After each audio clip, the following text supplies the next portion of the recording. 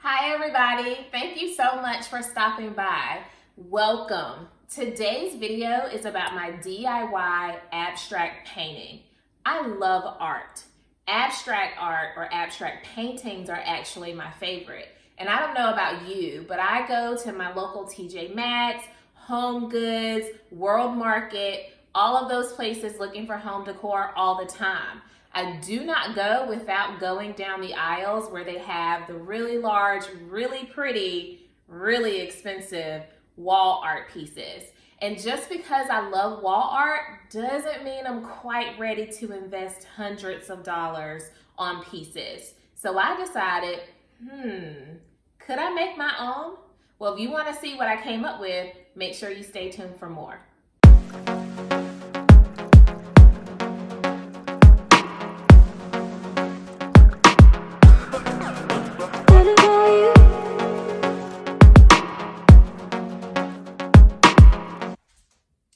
So I'm standing here with all of the supplies that I'll need to get this project completed.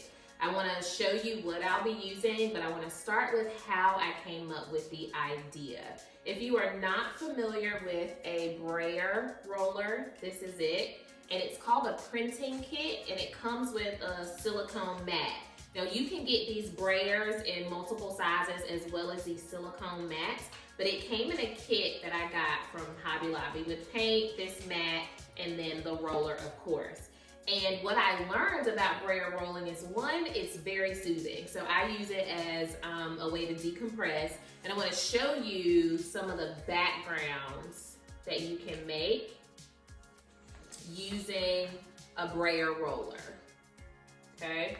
I think I did that one with some stencils, another one with stencils, a bunch of just different paints, and then this is one of my favorites, okay? So I figured if I can make beautiful art like this just on a piece of paper, shouldn't I be able to do it on a canvas? I went to YouTube and saw some people doing it, and I was like, yes, I'm onto something. So I'm gonna try to put something together. But to help you learn a little bit more about the brayer rolling and how it works so that you can get a little bit of a preview of what it'll look like on the canvas, I'm gonna go ahead and make one for you here on the spot. So I have a blank sheet of paper here. And all you do is take your little mat here.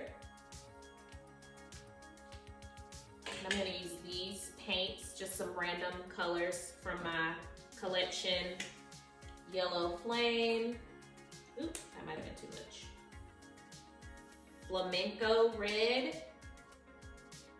You really only need a lot, a little bit. And then this is Toasted Marshmallow. It's a little beigey with the gold yellow undertones. Okay, so this is just paint on the mat. Doesn't look like much, but what you do is you take the brayer and you roll and press and work to combine the colors.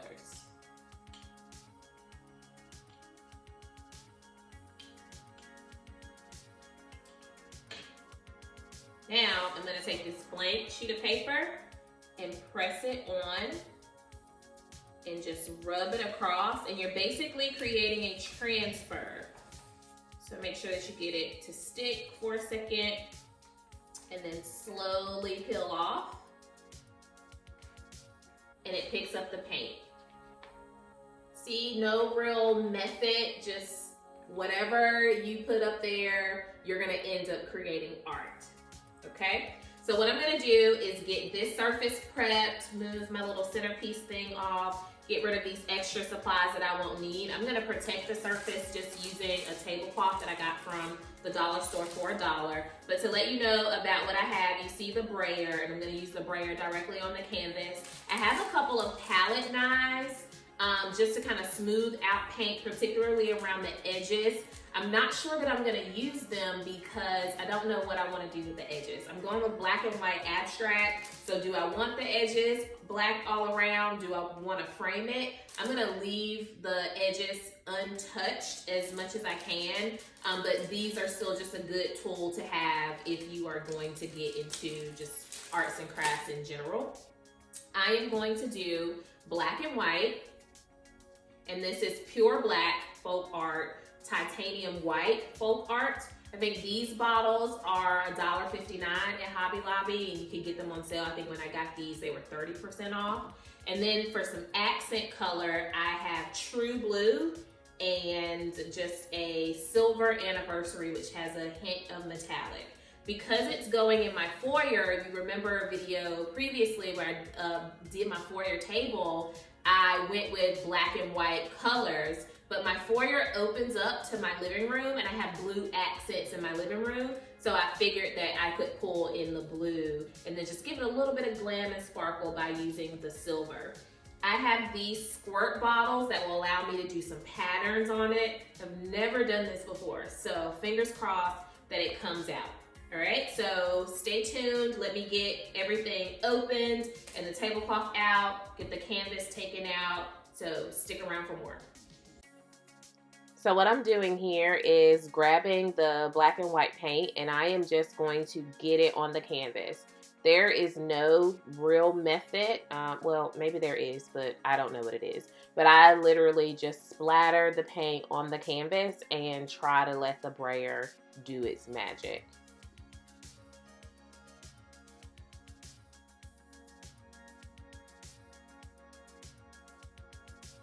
So now I'm taking the brayer to just rub in or roll the paint together and let it blend. Again, no real method. You see me rolling vertically, you see me rolling horizontally, and that's just wherever the paint is, trying to pick up more and then also trying to get the excess paint off of the brayer.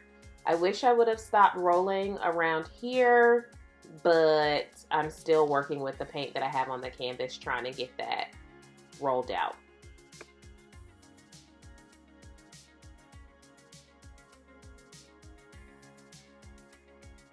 What you see me doing here is grabbing some plain white paper. This is the strategy that you use to clean the brayer, essentially, to get the excess paint off. You don't have to rinse it. Just doing this method, as you can see, using a second sheet, confirms that all the paint is indeed off. That's necessary so that you can have a clean slate when you're ready to move on to the next rolling project. If you were doing something with colors and you didn't really need a fresh palette, you wouldn't have to do that step, but I felt it was necessary because I was trying to make two unique pieces and try to start from scratch each time.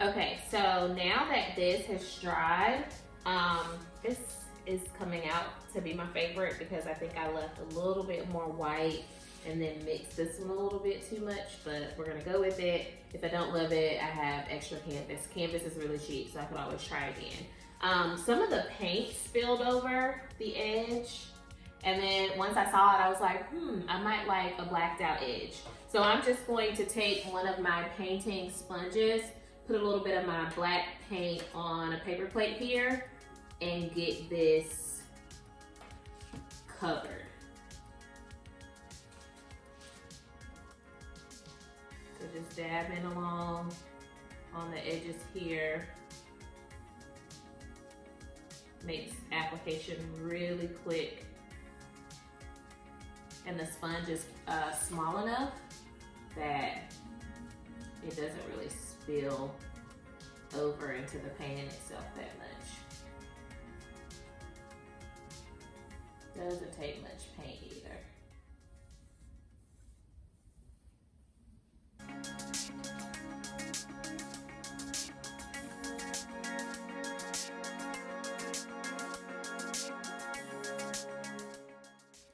So that one's done. I intentionally left some white space around the edges too, so I can get some of that white to peel back through, and I'll jump over and get this second one done here. So I did the same thing. I left some white space around the border. Okay, that won't take long to dry. This paint in general dries pretty quickly. So in my squirt bottles, I have blue, the silver, and some white, because I think the white will particularly brighten this one up for me some more. So here's where I hope I don't mess it up, because there is no true method to it. I'm gonna start with the blue.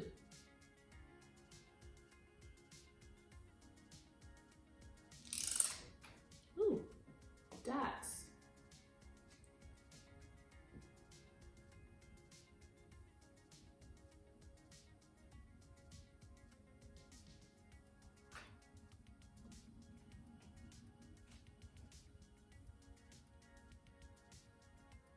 I don't think it needs the white.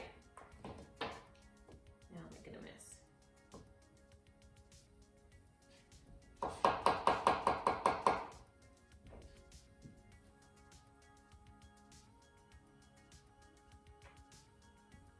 Got a few dots on that.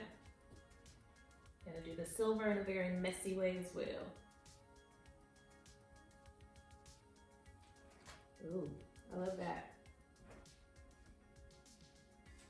Leave it like it is. So I'll let this dry because it is just kind of thrown on there. It takes a little bit more to dry because it's gonna kind of have that 3D effect. So let's see what it looks like when it's all done. Close up of that one. This one's my favorite, guys. I'm gonna hang this one for sure.